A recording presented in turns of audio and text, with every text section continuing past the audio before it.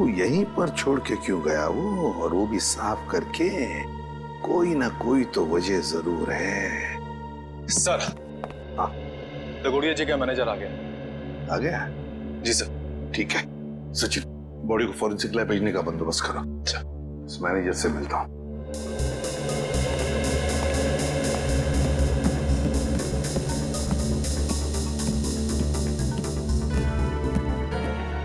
Sir ये सब कैसे हो गया सर? मुझे यकीन नहीं हो रहा है सर। सर कल रात को ही तो मेरी दगोड़िया सर से फोन पे बात हुई थी, तब तो सब ठीक था। दगोड़िया जी का किसी के साथ कोई झगड़ा वगड़ा था? कोई दुश्मनी थी? नहीं सर, जहां तक मुझे याद है ऐसा कभी उन्होंने कोई जिक्र नहीं किया। एक लड़की ने हमें फोन किया था, वो कहाँ है? सर लड़की ने? हाँ। नहीं सर, दगोड़िया सर के परिवार में इनके अलावा और कोई नहीं है। दगोड़िया सर अकेले ही थे। तो सर फिर जिस लड़की ने हमें फोन किया था वो कौन थी?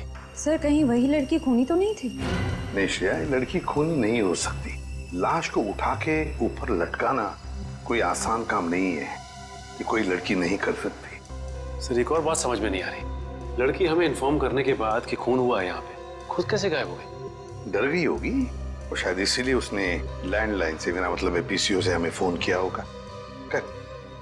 ऊपर जो पैसों से भरी बैग है, क्या जानते हैं आप उस पैसे वाले बैग के बारे में? दरअसल दगोड़िया सर कल काफी परेशान थे। एक्चुअली उन्हें पता चला था कि उनके घर में इनकम टैक्स की रेड पड़ने वाली है, और इसीलिए उन्होंने अपनी सारी मीटिंग्स भी कैंसिल करवा दी थी। अच्छा, तो शायद इसीलिए पैसे ठिकाने लगाने के प्लानिंग में लगे होंगे दगोड़िया जी, और बस उसी वक्त खूनी आ गया और दगोड़िया जी का काम तमाम कर दिया।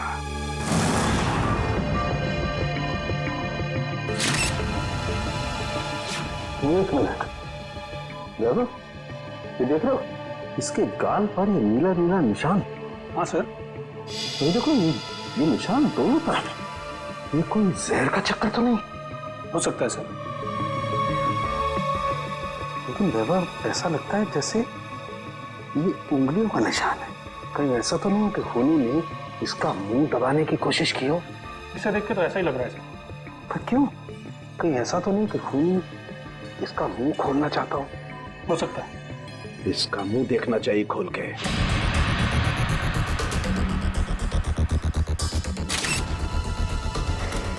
जरा फोर्स देना।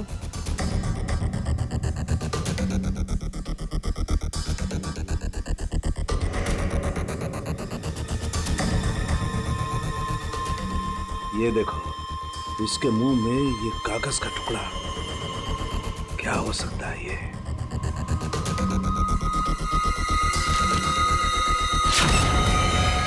अंकुश आनंद, ये किसका नाम हो सकता है? खूनी अपना नाम लिख करके तो कागज का टुकड़ा इसके मुंह में डालेगा नहीं। नहीं सर। फिर ये चक्कर क्या है? अरे देखो, कागज के दोनों तरफ खून भी लगा हुआ है। साळुंखे, ये कागज तुझे दगोड़िया के मुंह में से मिला? हाँ बॉस, मुझे भी बड़ा ताजुब हुआ। कोई खूनी किसी के मुंह में कागज रख के क्यों जाएगा?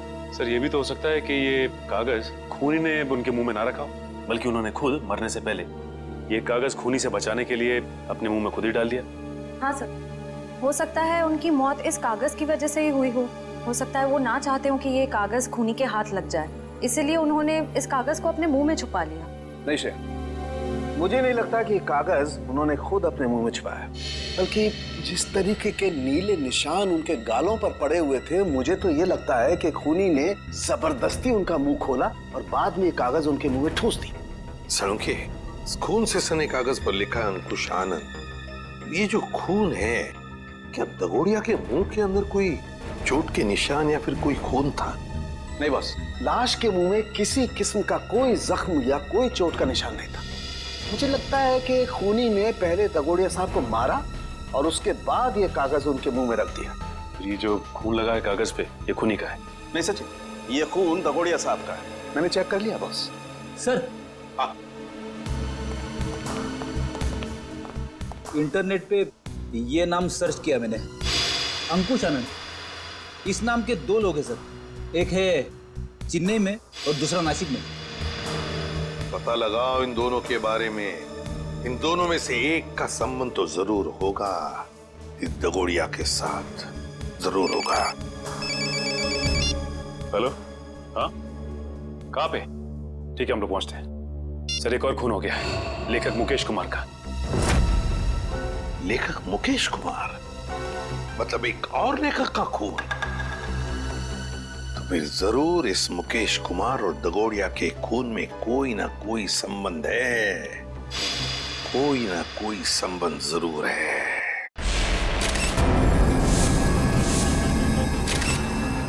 बड़ी बेरहमी से कत्ल किया इसका। सलोके सर, ये ग्लास बॉक्स एयर टाइट ही है ना? हाँ काविन, किसी ने इस बेचारे को इस ग्लास बॉक्स में जबरदस्ती बंद कर दिया, और क्योंकि ये ग्लास बॉक्स एयर टाइट बंद है, इसलिए इस बेचारे को बिल्कुल हवा नहीं मिली, और ऑक्सीजन नहीं मिलने के कारण इस बेचारे का दम घुट गया और ये मर गया। हाँ सर, ये इसके हाथ पे लगे हुए जख्म और ये नाखूनों का निशान और इस पे लगा खून तो यही बताता है कि इन्होंने अपने आप को बचाने की बहुत कोशिश की। एक काम करते हैं, पहले इस लाश को बाहर निकालते हैं। Yes sir.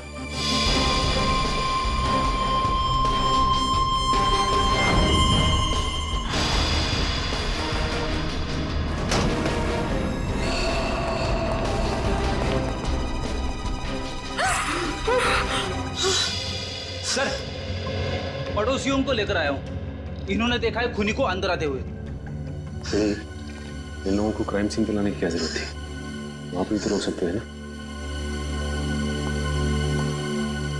जी कहिए, क्या देखा आप लोगों ने? सर, मैं घर की बालकनी में अखबार पढ़ रहा था, तभी मैंने देखा कि एक आदमी ट्रॉली में इस बॉक्स को रखकर घर के अंदर जा रहा है।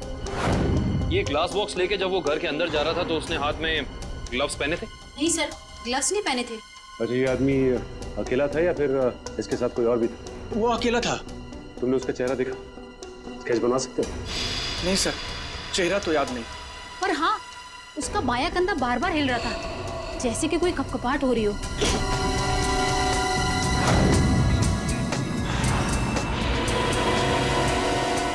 Kevin, yes sir. एक मिनट।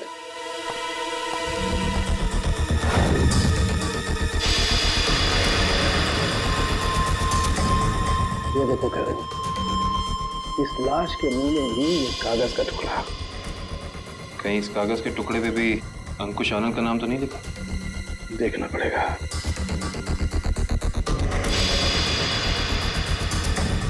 इस पर तो रिजू कालिया लिखा हुआ। रिजू कालिया?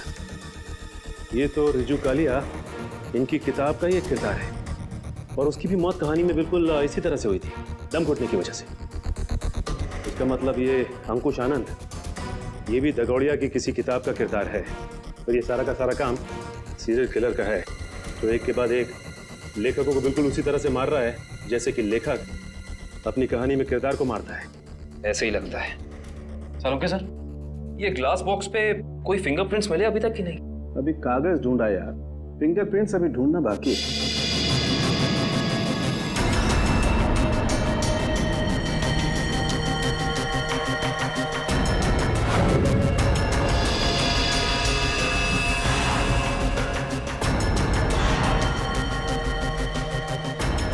मैग्नीफाइंग ग्लास देना जरा।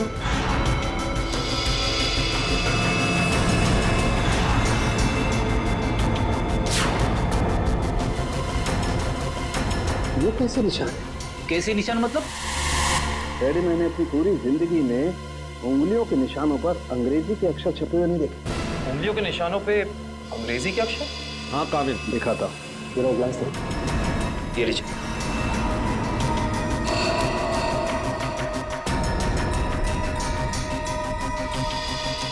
ERIUN देखो, कैसे कर सकते हैं? पड़ोसी भी कह रहा था, ये ग्लास बॉक्स लेकर जो इंसान यहाँ आया था उसने ग्लव्स नहीं पहने थे। इसका मतलब ये अनोखे उंगलियों के निशान उसी इंसान के हैं। उंगलियों पे छपे हुए अक्षर? सालुंके साहब, ये कैसे मुमकिन है? मुमकिन है फ्रेडी, बॉडी मॉडिफिकेशन के जरिए मुमकिन है। लेकिन सालुंके साहब, अगर खूनी एक एक कदम फूक फूक के रख रहा है तो फिर उसने हैंड ग्लोव्स ना पहनने की गलती कैसे की? क्योंकि ये गलती नहीं है, बल्कि जानबूझ के किया गया है। ये सीरियल किलर अपने हर खून पे अपना सिग्नेचर छोड़ रहा है, इन अनोखे उंगलियों के निशान के जरिए। हाँ, और इस तरह के निशान हर आदमी अपनी उंगलियों पे बनवा भी नहीं सकता। और इस तरीके के निशान हर जगह बन भी नहीं सकते। इस शहर में ऐसे बहुत कम टैटू पार्लर हैं जहां इस तरीके का बॉडी मॉडिफिकेशन होता हो, बहुत कम।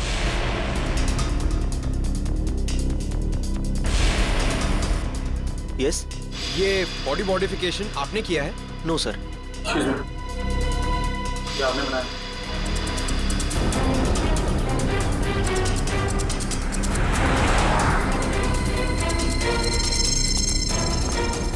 अभी बिजी हूं मैं, बाद में आना। हम भी बहुत बिजी रहने वाले लोग हैं, बाद में आने का वक्त नहीं है हमारे पास। बिना अपॉइंटमेंट के आ रहे हो? मैं तुम्हारा टैटू नहीं बनाऊंगा। सीआईडी शिवा, बाद में आना।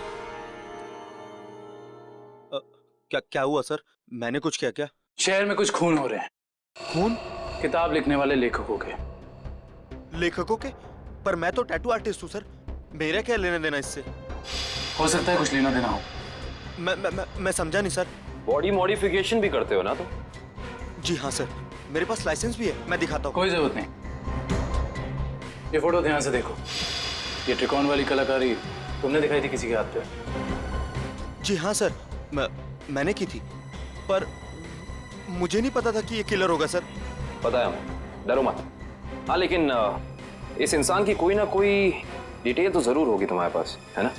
जी हाँ सर, मैं 1 मिनट में लेके आता हूँ सर। जी हाँ सर, देखिए सर, त्रिकोण अनुकरण नाम है इसका। त्रिकोण अनुकरण? ये किसी आदमी का नाम है या किसी एनजीओ का? त्रिकोण मतलब ट्रायंगल और अनुकरण मतलब किसी की नकल करना। मतलब कोई ट्रायंगल बना के किसी की नकल कर रहा है? शायद त्रिकोण नाम का कोई पुराना सीरियल किलर रहा हो जिसकी नकल ये वाला खूनी कर रहा है। एक काम करते हैं, अपनी डेटाबेस में चेक करते हैं कि त्रिकोण नाम का कोई क्रिमिनल था क्या। हाँ निखिल, त्रिकोण नाम का सीरियल किलर कहाँ पे? कौन सी जेल में है? शांति नगर। ओके ठीक है, थैंक यू। चलो, एक त्रिकोण का पता तो चला है, तो ठीक उसी ढंग से लेखकों का खून करता था जैसे अभी हो रहा है, लेकिन वो पिछले 4 साल से जेल में है। मतलब या तो ये खूनी जेल से बाहर निकल के मार रहा है या फिर कोई त्रिकोण की नकल कर रहा है। अभिजीत, सारांश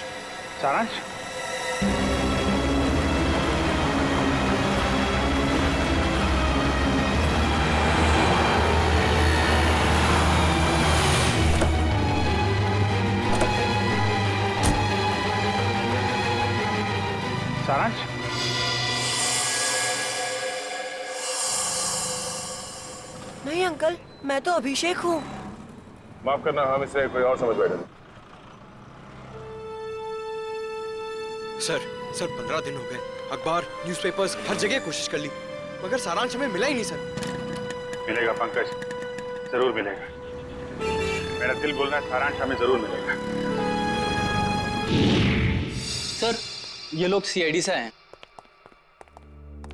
आइए सर, मैं आप ही लोगों का इंतजार कर रहा था। त्रिकोण से मिल सकते हैं हम लोग? हाँ, क्यों नहीं। पर सर, मुझे नहीं लगता कि त्रिकोण ये सारे खून कर रहा है, क्योंकि इस जेल से बाहर निकलना बिल्कुल ही नामुमकिन है। अच्छा, इस त्रिकोण का स्वभाव कैसा है अभी यहाँ इस जेल में?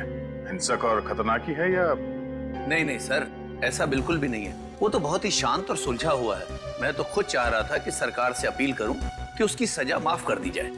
अब ये कोई संयोग तो नहीं हो सकता कि कोई उसकी नकल करके खून कर रहा है?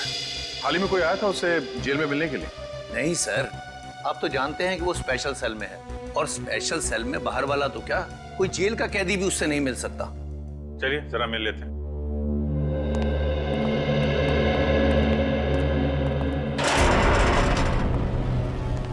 त्रिकोण, देखो तुम्हारे लिए आज कितने खुशी का दिन है। इतने सालों के बाद तुमसे सीआईडी वाले मिलने आए। क्या बात है जेलर साहब, आज आपका कानून मुझ पे इतना मेहरबान क्यों है? मेहरबान नहीं हुआ, बस ये समझ लो कि तुमसे ये पूछने आए कि जेल में बैठे बैठे तुमने दोबारा खून करना कैसे शुरू कर दिया।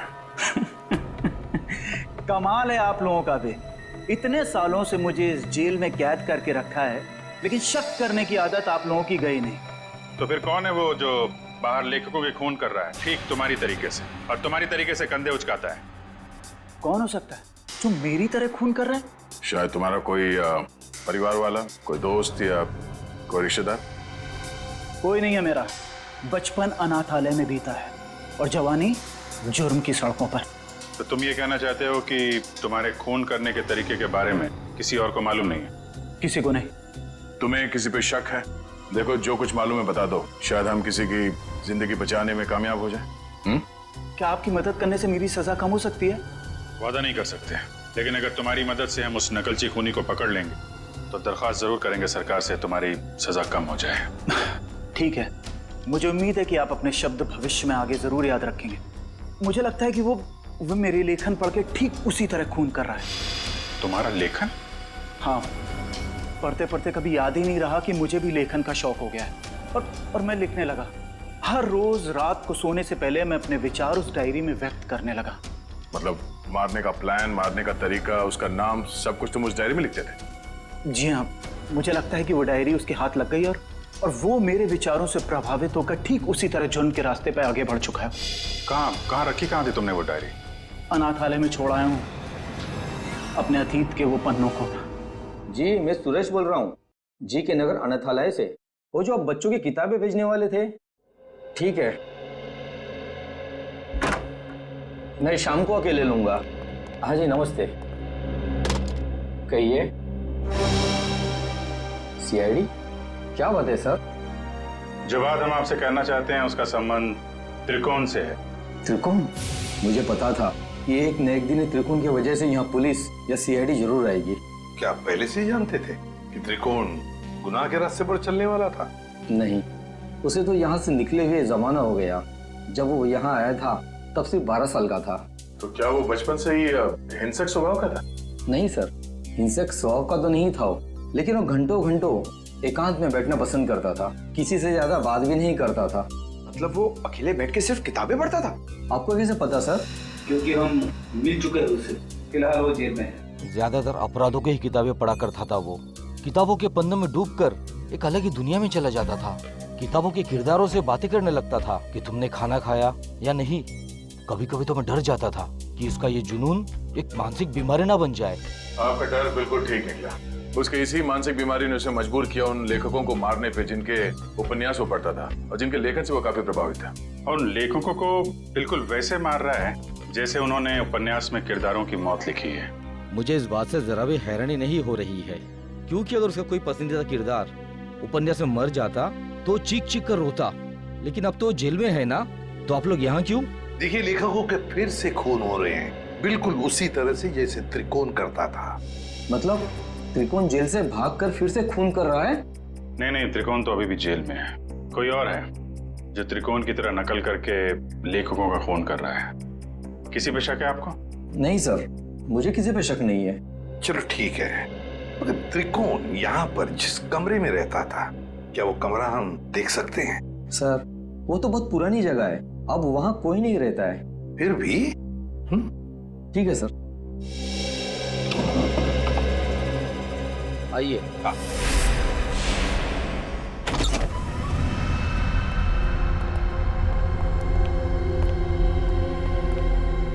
तो ये है त्रिकोण का कमरा। मैनेजर साहब, त्रिकोण के पास एक डायरी हुआ करती थी, कुछ जानते हो उस डायरी के बारे में? नहीं सर, हमें तो ऐसी कोई डायरी नहीं मिली। वैसे आप देख सकते हैं सर, यहाँ पे कुछ पुरानी किताबें पड़ी है, शायद उसमें हो। देखो फ्रेंड, किताबों को ऐसे क्यों रखा गया? संभाल के क्यों नहीं रखा? ऐसे तो दीमक खा जाएंगे इसे। माफ करना सर, दरअसल इस कमरे की तरफ मैंने ध्यान ही नहीं दिया।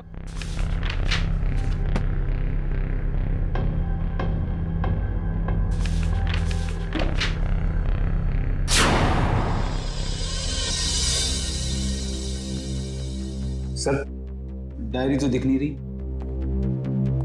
लेकिन मुझे कुछ दिख रहा है सर। क्या? सर, ये ईंट देखिए दीवार पे, बिल्कुल अलग है।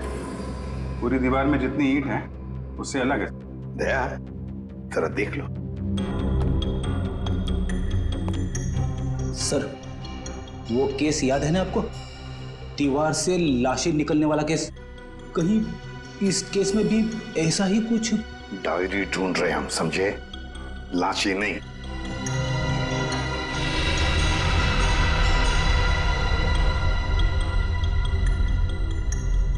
नहीं फ्रेडी, या लास्ट तो दूर एक किताब भी नहीं रख सकते हैं।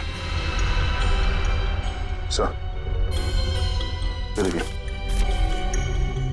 फाइल कार्ड है।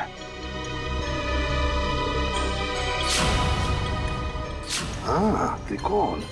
मतलब वो नकलची खूनी डायरी निकाल के ले गया। अभिजीत, ये जरूर त्रिकोण के डायरी का कवर है। मतलब यहाँ जो भी आया था वो जानता था कि त्रिकोण ने अपनी डायरी कहाँ छुपा के रखी है। ये यहाँ त्रिकोण के बाद में कोई रहता था? हाँ सर, एक लड़का रहा करता था, सुंदर नाम था उसका। ये सुंदर बाद में भी कभी आया था यहाँ इस कमरे में? हाँ सर, आया था। महीने भर पहले वो मुझसे मिलने आया था और कुछ दिन यहाँ रहा भी हो, अपनी पुरानी यादें ताजा करने के लिए। अच्छा, सुंदर। सुंदर का पता तो होगा ना आपके पास?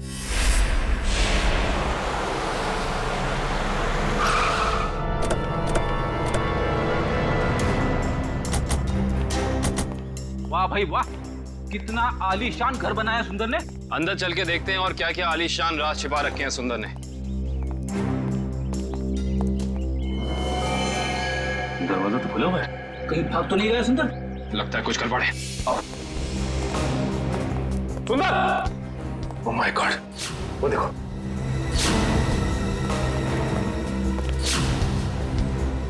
लगता है ये मर चुका है। गोली मारकर जान ली है इसकी, वो भी 3-3 गोलियां। खून भी गीला है, मतलब कातिल आसपास ही है, यहीं कहीं। गोली चलने की आवाज इस तरफ से, चलो देखते हैं।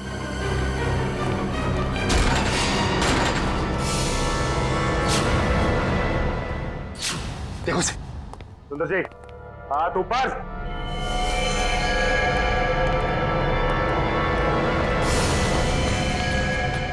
माय गॉड, खूनी बाहर है। दिव्या, विषभ, पकड़ो उसे। लगता है ये हमें कुछ बताना चाहते हैं। हाँ कविंद।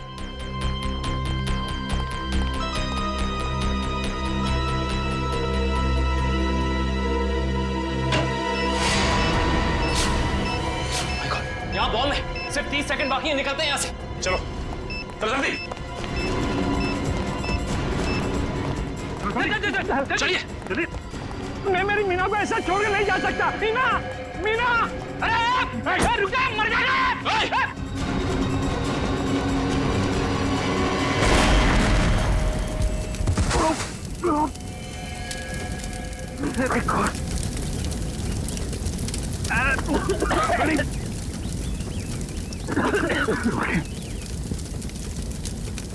लगता है बीवी और नौकर के साथ साथ सुंदर जी भी मारे गए। सर, आप लोग ठीक तो हैं सर? हाँ, हम सब ठीक है। उस खूनी का क्या हुआ? सर, वो निकल गया। निकल गया? वाह, मतलब तुम लोग समझ पाने से पहले ही ब्लास्ट हो गया। वो आदमी तुम्हारे हाथ से निकला और ब्लास्ट में मर गया। वाह। हाँ सर, सर वो सुंदर की पत्नी और नौकर को तो पहले ही मार चुका था। बस वो यही चाहता था कि सुंदर भी मर जाए और हम ये केस बंद करते हैं। सचिन, तुम्हारे कहने का मतलब है कि सुंदर असली सीरियल किलर नहीं है? नहीं सर, सर उस किलर को हमने भागते हुए देखा सर। हम लोग उसे पकड़ नहीं पाए। सर एक बात और, जब वो भाग रहा था तो अपने कंधे को बार बार झटक रहा था सर। असली किलर भागते हुए कंधे झटक रहा था। सुंदर असली किलर नहीं है। तो फिर ये असली त्रिकोण का अनुकरण करने वाला, उसकी कॉपी करने वाला त्रिकोण अनुकरण, ये जो भी कोई है जो हमें फंसाने की, गुमराह करने की कोशिश कर रहा है, इससे तो अब हम उसी की खुद के ही जाल में फंसा देंगे। हेलो, एक और खून? लेखक कुशल। ठीक है माता। लेखक कुशल का खून? ये त्रिकोण अनुकरण तो खून पे खून किए जा रहा है। लेकिन सर, ये त्रिकोण अनुकरण एक के बाद एक लेखकों को ही क्यों मार रहा है? वही तो फ्रेडी, वही तो।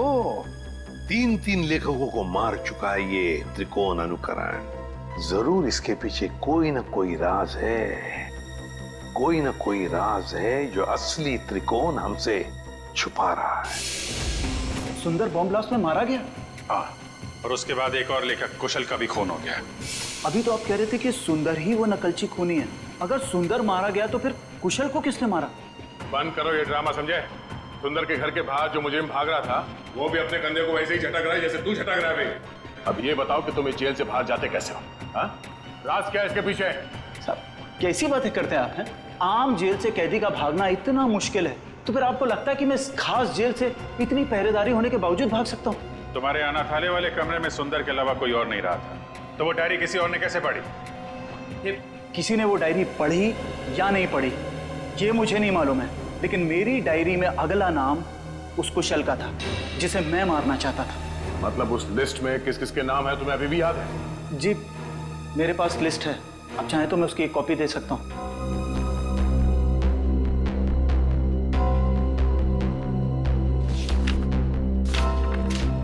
पहले देना चाहिए था, शायद कुशल की जान बच जाती। मुझे इस चीज की उम्मीद नहीं थी। आशा करता हूं कि आगे किसी और की जान नहीं जाएगी। दीपक, आखिरी नाम दीपक है। खून किया है तुमने, खून। खून? मैंने किसी का खून नहीं किया, मैं तो एक मामूली सा लेखक हूँ। शेखर? भूल गए शेखर को? कौन शेखर? मैं किसी शेखर को नहीं जानता। तुम्हारी किताब खूनी मंजिल का किरदार शेखर। अरे पागल हो गया क्या? वो कोई असली में शेखर इंसान थोड़ी ना है, वो तो मेरी कहानी का एक कैरेक्टर है, मेरा पात्र है वो। चल राइटर साहब, आपको थोड़ा सेंसिटिव होना चाहिए। आप इस तरह जल्दी करेंगे तो कैसे चलेगा? हाँ, अब आप भी जरा इस दर्द को महसूस करिए।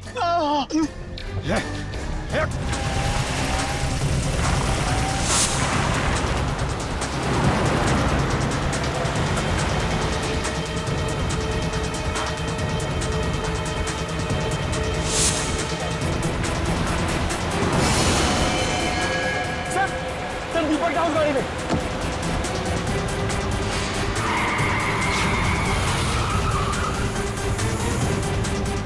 उसमें? हाँ सर।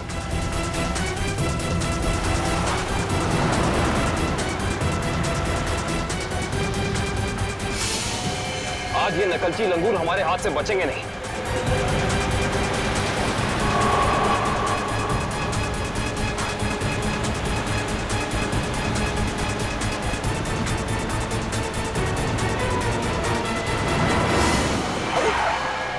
ये कौन आ गया? कोई शराबी होगा सर, इसकी वजह से हमारा खून ही हाथ से निकल जाएगा।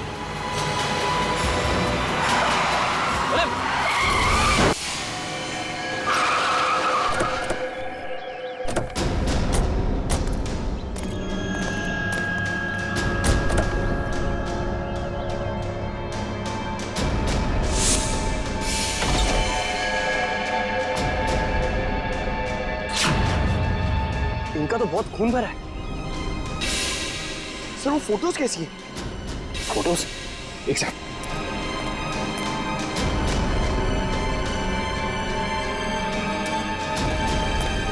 ये देखो, ये तस्वीरें केसी डगोडिया के क्राइम सीन की तस्वीरें इनके पास। ये फोटोज इसके पास कैसे आई सर? ये कोई जर्नलिस्ट या रिपोर्टर तो नहीं? जर्नलिस्ट को तो वहां अंदर आना अलाउ नहीं किया था। सर इसका मतलब ये हमारे पहुंचने से पहले वहां पहुंच गई थी। हो सकता है पंकज, कहीं ये वही लड़की तो नहीं जिसने हमें फोन करके बुलाया था? इसका होश में आना बहुत जरूरी है। दिव्या, पानी की छींटे डालो।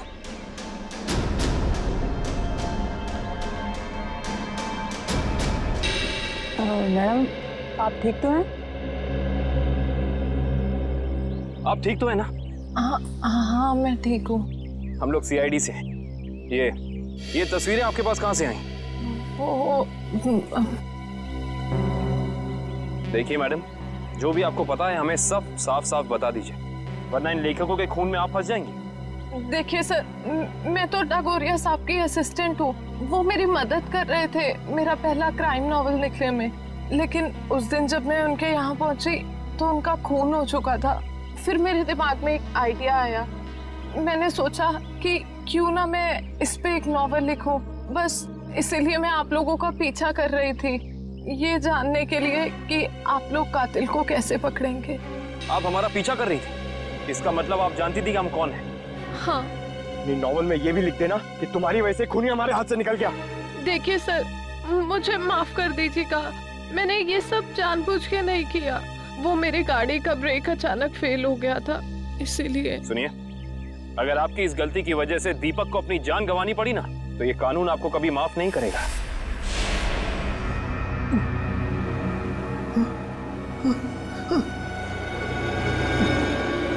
मुझे छोड़ दो प्लीज, प्लीज मुझे यहाँ से जाने दो। जाने ही तो दे रहा हूं तुझे। बहुत जल्द तू भी शेखर के पास पहुंच जाएगा। इसी तरह कुर्सी पर बांधकर मौत दी थी ना तूने उसे, अब तोहफे में तुझे भी यही मौत मिलेगी। बस थोड़ा सा इंतजार। इस मौत के उपन्यास का लेखक रचयिता भी आ रहा है तेरा साथ देने के लिए। त्रिकोण। सर जेलर साहब अंदर नहीं है। जरा बुलाओ उन्हें, हमें त्रिकोण से मिलना है। सर जेलर साहब तो त्रिकोण को लेकर हॉस्पिटल गए हैं। उसे अचानक से दिल का दौरा आया है। दिल का दौरा? कौन सा हॉस्पिटल लेके? अरे आप लोग? त्रिकोण कहाँ है? आईसीयू में है। क्या बात हो गई? झूठ बोलता है वो हमसे। अब भी कुछ है जो हमसे छुपा रहा है। चलिए दिखाइए। आइए।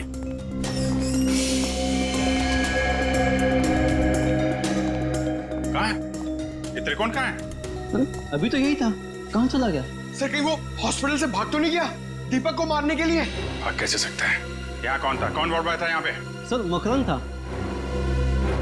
ये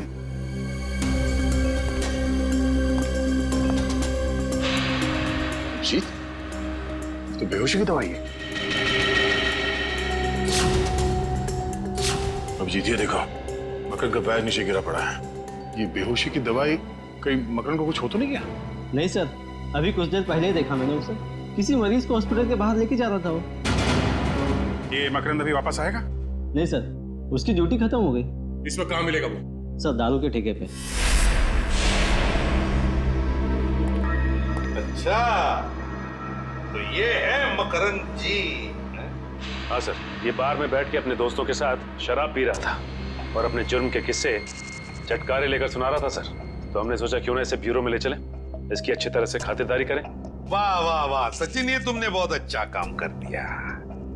क्यों मकरंद जी, अब हमें भी सुनाओगे ना अपने कारनामों की कहानियां? क्यों, बताओ। साहब मुझे 1 लाख रुपए दिए गए थे उस मरीज को अपने वार्ड से बाहर लाकर गाड़ी में बिठाने के लिए। क्या? हाँ साहब। 1 लाख रुपए के लिए अपने आप को बेच दिया तुमने? किसने दिए थे पैसे तुम्हें? साहब ये मत पूछिए, अगर उसे पता चला कि मैंने उसका नाम बता दिया तो वो मुझे। अच्छा, तो तुम्हें क्या लगा हम तुम्हें ऐसे ही छोड़ेंगे?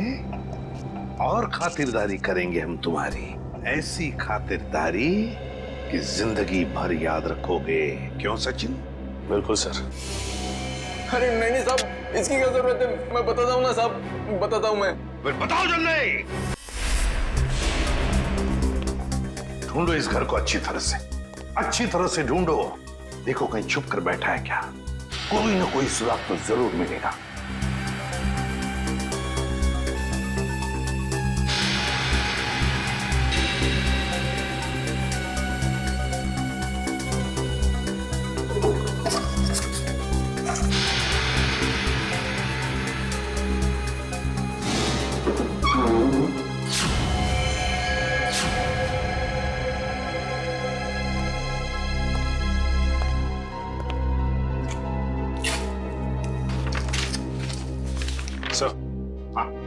ये देखिए सर, ये कैबिनेट के पीछे कुछ रखा हुआ था। कागज है? हाँ सर, पेपर्स ही है। डायरी के पन्ने हैं। अरे ये तो त्रिकोण की डायरी के पन्ने हैं। यही तो हम ढूंढ रहे थे उस अनाथ आश्रम में। My God. क्या हुआ सर? श्रेया, इसमें लिखा है कि दीपक वो आखिरी लेखक है, दीपक जिसकी वो जान लेना चाहता है। इसका मतलब दीपक की जान को खतरा है? सिर्फ दीपक की जान को ही नहीं, उसकी अपनी जान को भी। क्योंकि दीपक को मारने के बाद लगता है उसकी जिंदगी का मकसद पूरा होता है और फिर वो अपनी जान खत्म करना चाहता है। मतलब सर, इस नकलची खूनी ने त्रिकोण को सिर्फ इसलिए अगवा किया हॉस्पिटल से ताकि वो उसे मार सके, और फिर वो उन दोनों को वहीं पे मारेगा सचिन, वहीं पे मारेगा जहां से लेखन शुरू हुआ है, उस अनाथ आश्रम में, उस अनाथ आश्रम के कमरे में। ये ठीक नहीं है। इसका अंजाम बहुत बुरा होगा। तुम्हें अंजाम की फिक्र कब से होने लगी त्रिकोण? और ये सारा खेल तो तुमने ही रचा था। मैं तो बस इसे इसकी मंजिल तक पहुंचा रहा हूँ। मुझे अपने द्वारा रचे इस गुनाह की गहराई का अंदाजा हो गया है। हम दोनों को मारकर भी तुम्हें वो शांति नहीं मिल सकती जिसके लिए मैंने इतने खून किए।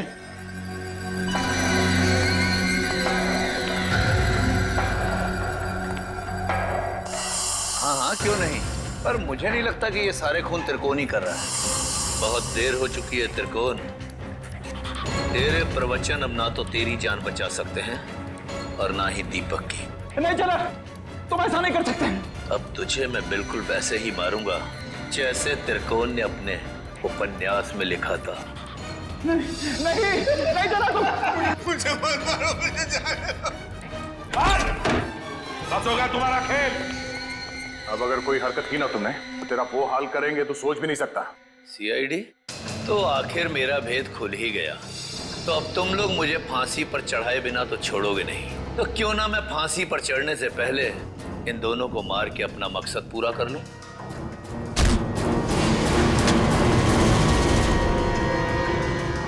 जेलर साहब उर्फ त्रिकोण अनुकरण बहुत झोंक लिया दुनिया की आंखों में धूल।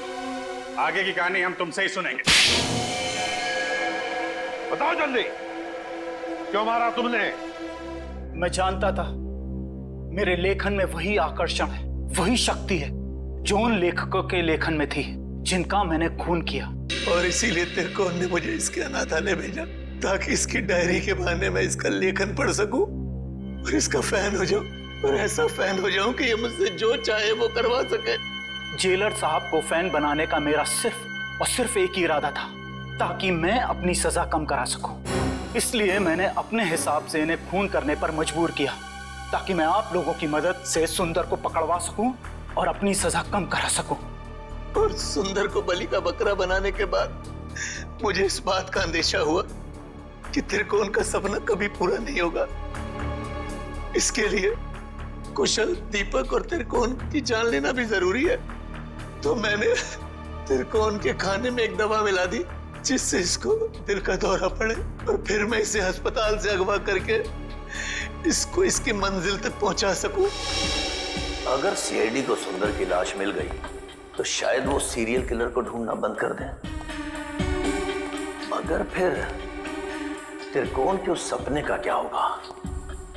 उन सब लेखकों को मार के मोक्ष प्राप्त करने का सपना? नहीं, मैं पूरा करूंगा त्रिकोण का वो सपना।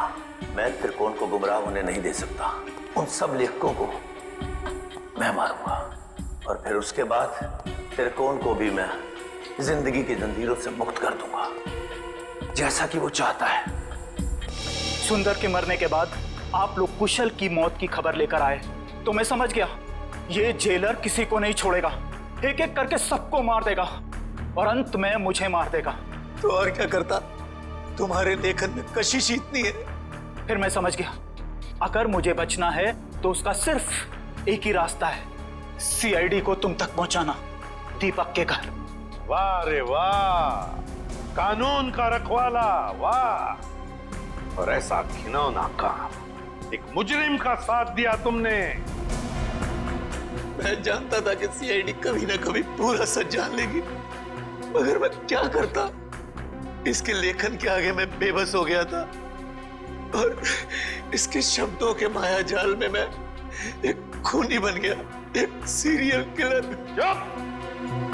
बकवास, बकवास है सब। तुम दोनों ने मिलकर कितने सारे मासूम लोगों की जानें ली। तुम्हें तो जीने का कोई हक ही नहीं। कानून तो तुम दोनों को फांसी ही देगी, फांसी।